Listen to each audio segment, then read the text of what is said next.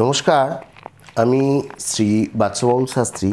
আজকের আলোচনা করব সিংহ রাশির জাতক জাতিকাদের নক্ষত্র পূর্ব ফাল্গুনী নক্ষত্র। সিংহ রাশির জাতক জাতিকাদের একই রাশির মধ্যে ভিন্ন ভিন্ন ধরনের মানুষ হয় এবং তাদের চরিত্র, তাদের কথাবার্তা, তাদের চালচলন সমস্ত কিছু আলাদা হয়, অথচ একে অপরকে দোষারোপ করে ওর একই রাশি আমরা। এর মেন কারণ হলো যে আলাদা আলাদা নক্ষত্রে একই রাশির জাতক জাতিকারা অবস্থান করেন। সিংহ রাশির তিনটে নক্ষত্র থাকে: উত্তরসারা, পূর্ব ফাল্গুনী এবং মঘা। তো আলাদা নক্ষত্রের আলাদা জাতক হয় তাদের চরিত্রে এবং তাদের। তো আজকের বিষয়বস্তু হলো পূর্ব ফাল্গুনী নক্ষত্র। এর আগে যে ভিডিও আমি করেছি প্রথম ভাগের, আজকের দ্বিতীয় ভাগের ভিডিও আমি করছি। এর মধ্যে আলাদা আলাদা আমি আলোচনা করব।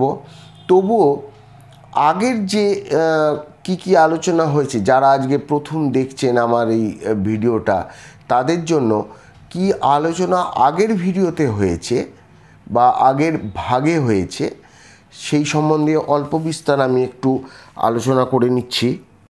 তার আগে বলবো যে এই চ্যানেলটা আপনাদের, এই চ্যানেলটা আপনারা শেয়ার করুন, আপনারা সাবস্ক্রাইব করুন, বন্ধুদের মধ্যে এই চ্যানেলটা আপনারা শেয়ার করে পাঠান, যাতে পূর্ব ফাল্গুনী নক্ষত্রের যদি তারা হন তো আপনার এই ভিডিও পাঠাবার পর তারা উপকৃত হবে, তারা তাদের নিজস্ব চরিত্রের সম্বন্ধে জানতে পারবেন এবং এছাড়া তারা ভাবতে পারবেন যে তাদের কোথায় ফেল হচ্ছে, কোথায় পাস হচ্ছে, কিংবা তাদের উন্নতিতে কোথায় বাধা আছে, বা উন্নতি করবার পর সেটা কিভাবে মেনটেন করলে তবে তাদের বাকি জীবনটাও চলবে। আপনারা লাইক দিন, আপনারা কমেন্টস করুন, তাহলে বুঝে যাবে যে ভিডিওটা আপনাদের কেমন লেগেছে। আগের ভিডিওতে আমরা কি জেনেছি অল্প একটু বলে দিচ্ছি। 27টা নক্ষত্রের মধ্যে পূর্ব ফাল্গুনী নক্ষত্র 11তম নক্ষত্র।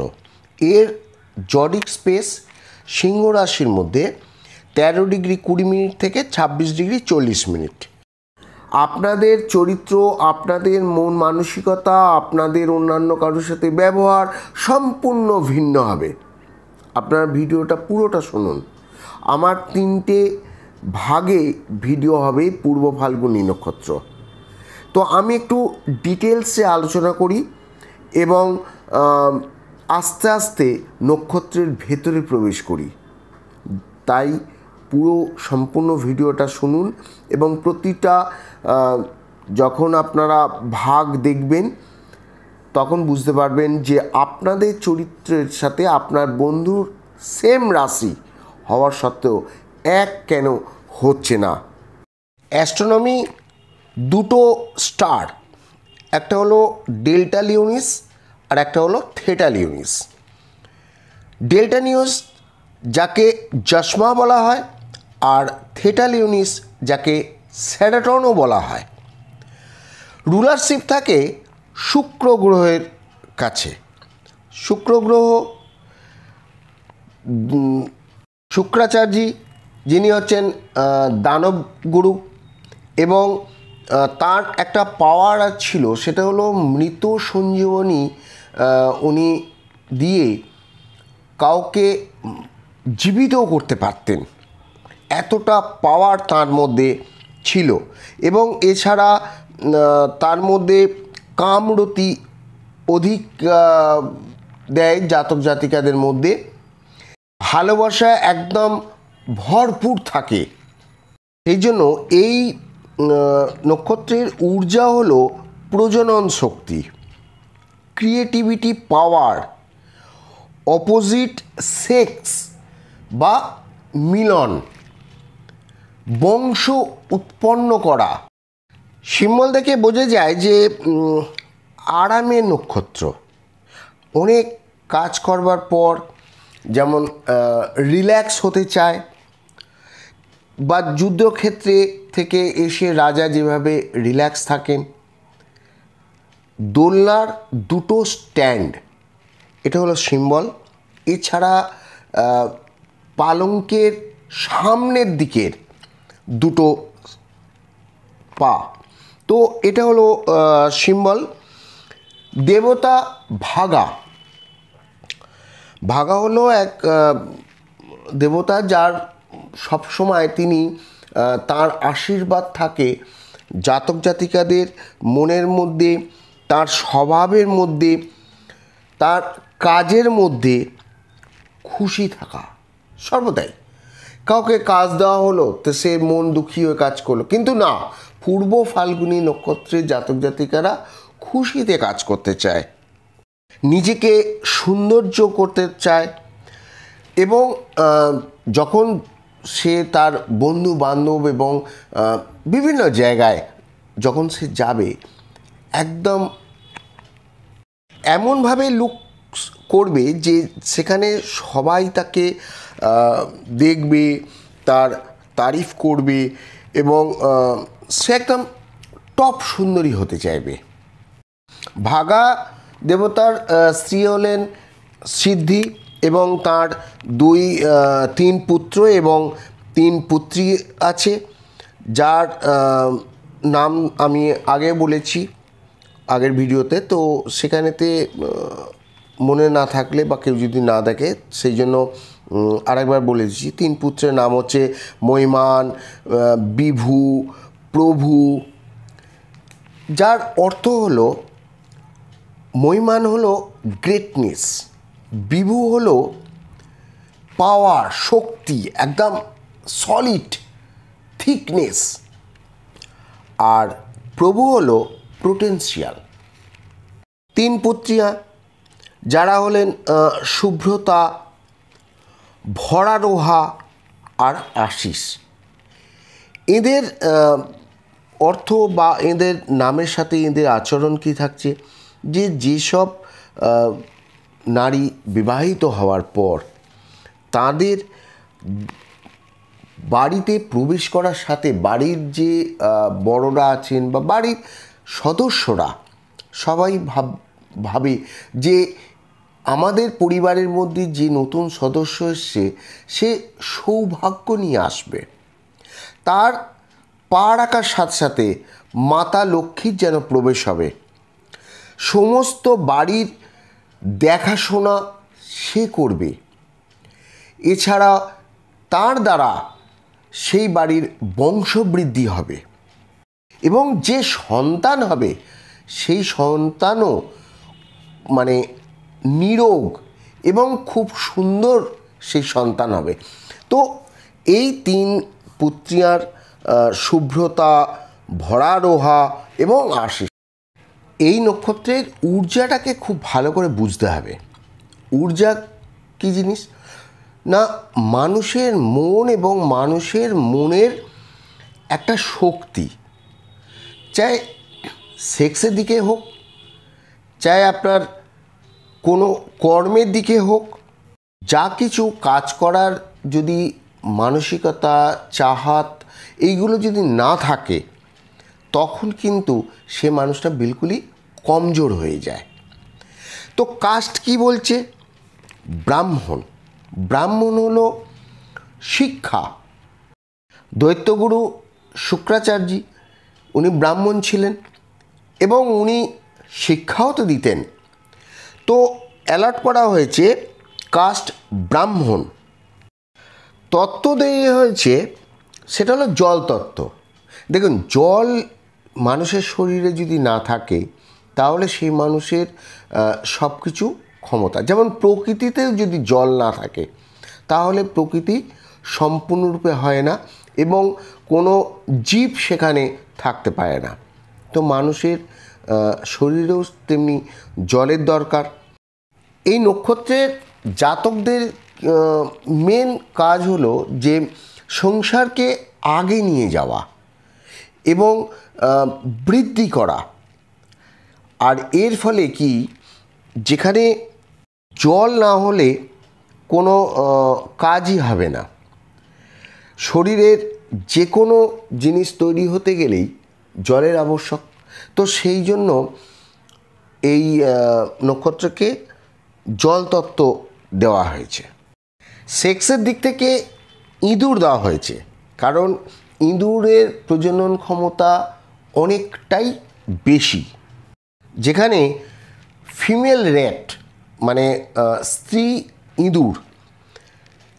ইঁদুর কী করে, একটা ঘর বানায়, সেখানে খোঁজ করে যে কোথায় তার বাচ্চা থাকবে এবং বড় হবে এবং বেশি বাচ্চা উৎপন্ন করা। পূর্ব ফাল্গুনী নক্ষত্রের সিম্বল কি? দেখুন, আগে যেটা বললাম, দুটো স্টার, ডেল্টা লিওনিস যেটাকে জসমা বলা হয়, আর থেটা লিওনিস যেটা হলো সেরেটন নামে। তো সেই দিক থেকে আমাদের মুনি ঋষিরা দেখেছেন দোলনার দুটো স্ট্যান্ড বা বিছানা মানে যেটা পালঙ্ক আছে, সেই বিছানার সামনের দুটো পা, 4টে পা থাকে, সামনের দুটো পা। তো এইভাবে ওনারা এই স্টারকে দেখেছেন, তাকে পূর্ব ফাল্গুনীর হিসাবেইতে দেখেছেন এবং সেটাকে নিয়ে কল্পনা করেছেন যে ফুলশয্যার বিছানা যেরমভাবে সৌন্দর্যভাবে সাজানো থাকে, ঠিক সেইভাবেই। দেখুন, সমস্ত ব্যাপারের মধ্যে একটা কানেকশান আছে। এই বিছানা এটা হচ্ছে রিল্যাক্সের জায়গা, খুব আরামভাবে সেখানে শরীরকে আরাম করানো হয়। আবার একদিকে ফুলশয্যার বিছানা, সেখানে নবদম্পতিরা আরামও করেন এবং সেক্সুয়ালিটিও সেখানে প্রদান করেন। তো সেই বিষয়েও দেখা যাচ্ছে যে এই দুই স্টারের অর্থ। দেবতা হলেন ভাগা, যিনি নবদম্পতির বা নববিবাহিত যে তাদের এই জুড়িকে সুখী করেন। সেই মুহূর্তে এদের মন বেশ খুশি থাকে এবং একে অপরকে পাবার একটা লালিত থাকে। তারা নিজেকেই এক রাজা হিসাবে, মানে সেই বিছনার রাজা বা রানী হিসাবে তারা প্রস্তুত করে নিজেকেই। এই নক্ষত্রের জাতক জাতিকাদের স্বভাব কী হবে? খুশি স্বভাব, সবসময় খুশি থাকার চেষ্টা করে এবং যদি কোনো সোশ্যাল গ্যাদারিংয়ে যায়, কিংবা যেমন বিয়ে বাড়ি বা কোনো প্রোগ্রাম, কোনো পার্টি, কোনো কিটি পার্টি, এই ধরনের স্থানে এরা গেলে সবার মন জয় করে ফেলে। পূর্ব ফাল্গুনী নক্ষত্রের জাতক জাতিকাদের শক্তির সাথে ঈগল পাখির একটা মিল আছে। কীরকম না, ঈগল পাখি 90 বছর পর্যন্ত বাঁচে। 45 বছর যখন এদের বয়স হয়ে যায়, তখন এদের শরীরের নখ বা ঠোঁট বা এদের পাখা যে পালক, সেগুলো আস্তে আস্তে ঝরে যাওয়া শুরু করে। তখন এরা এক নির্জন স্থানে চলে যায় এবং তার নখ, তার ঠোঁট সমস্ত সে ভেঙে ফেলে পাথরে ঘষে, কারণ না সে মৃত্যুর দিকে এগিয়ে যাওয়ার চেষ্টা করে এবং সেগুলোকে আস্তে আস্তে ভেঙে দেওয়ার পর আবার নতুন করে সেই তার নখ এবং ঠোঁট, তার পাখার পালক সমস্ত কিছু আবার রিটার্ন আসে। আবার নতুন করে ও তৈরি হয়ে আবার যেরকম ছিল শুরু, সেরকমভাবে তার জীবন আবার শুরু করে।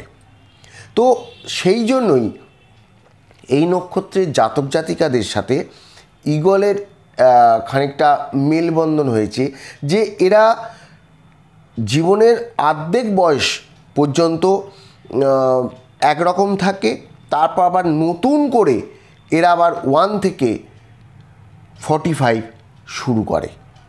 এটাই হলো বিশেষত্ব এই নক্ষত্রের জাতক জাতিকাদের। পড়ে গিয়ে আবার উঠে দাঁড়ানো।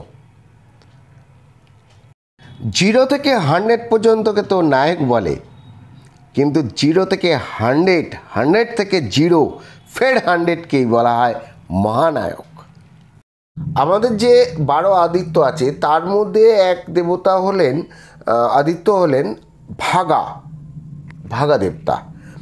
যে দেবতা এই পূর্ব ফাল্গুনী নক্ষত্রে থাকেন বা নিবাস ওনার। এর চরিত্র কি?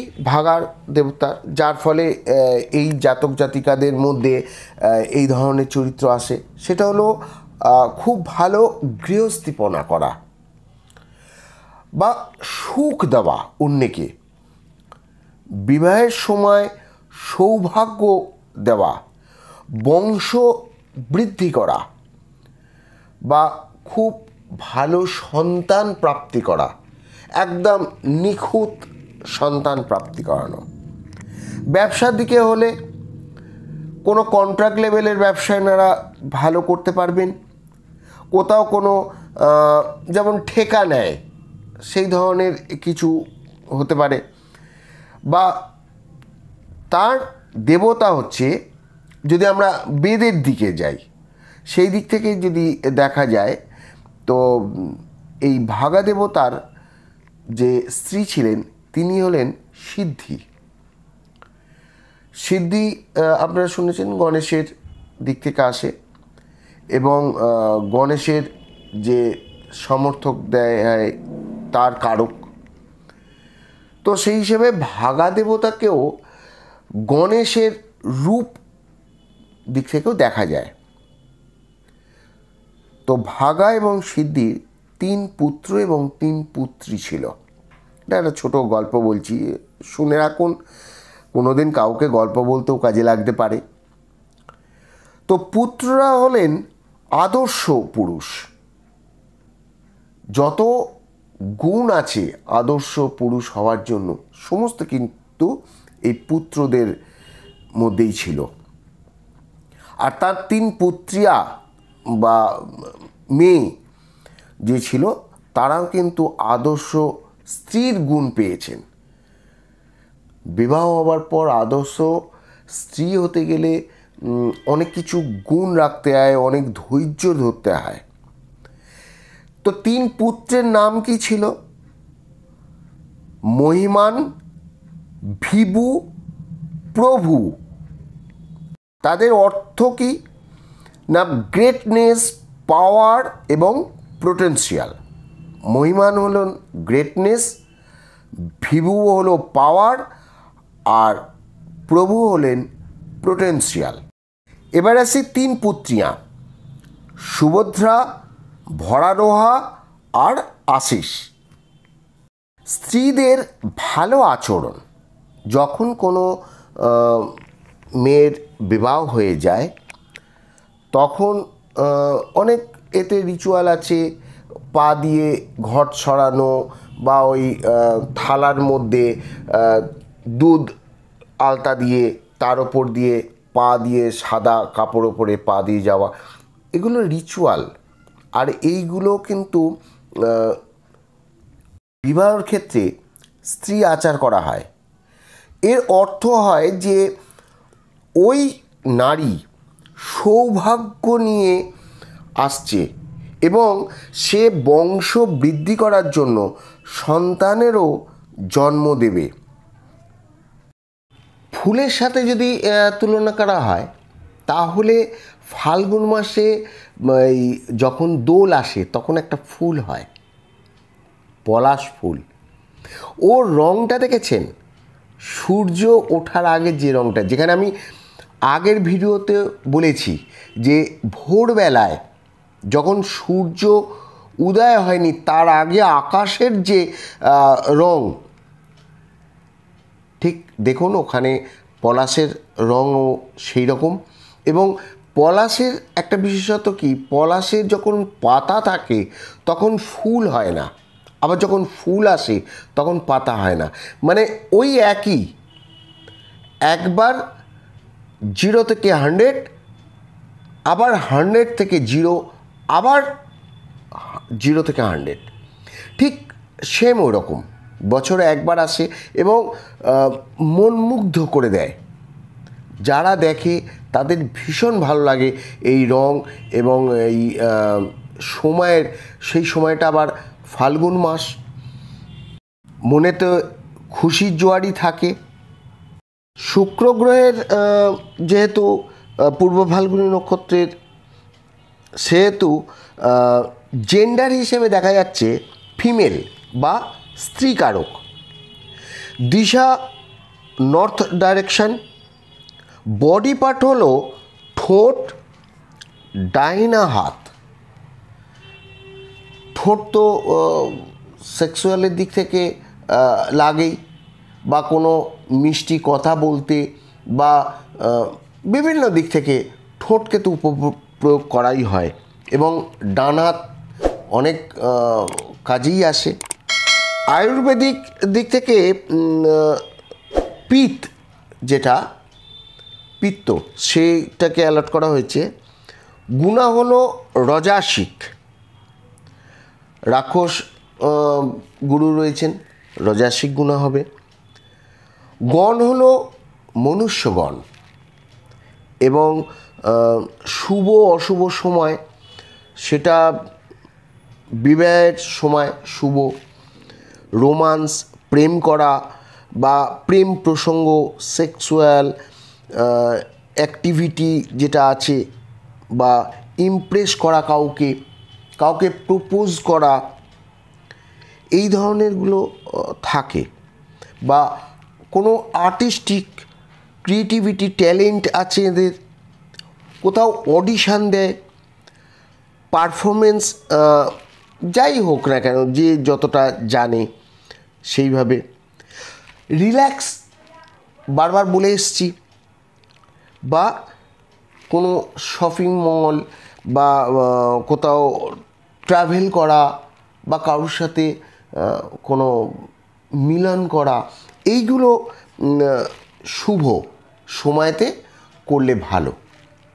যখন চন্দ্র এই নক্ষত্রে গোচর করে, তাহলে অশুভ কখন হচ্ছে না, জ্যোতিষ নিয়ে যদি যখন কেউ পড়াই করবে বা পড়াশোনা করছে, বা কোথাও কোনো কম্পিটিশানে পরীক্ষাতে কেউ অংশ নিচ্ছে, কিংবা কোনো কাজেতে শো অফ করছে, অর্থের দিকে অতিরিক্ত লোভ করে কোথাও টাকা ইনভেস্ট করে দিচ্ছে, কিংবা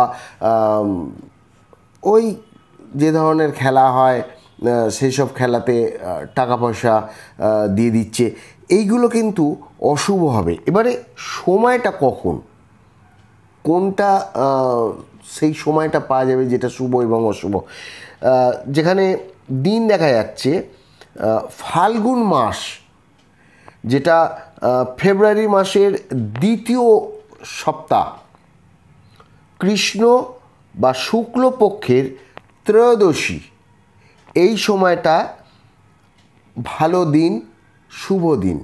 এই সময়তে কোনো শুভ কাজ করলে সেটা ভালো হবে, এবং এছাড়া অন্যান্য দিনে শুভ কাজ করলে খুব একটা, বা যে কাজগুলো বললাম অশুভর জন্য, এইগুলো করলেও অবশ্যই অশুভ হবে।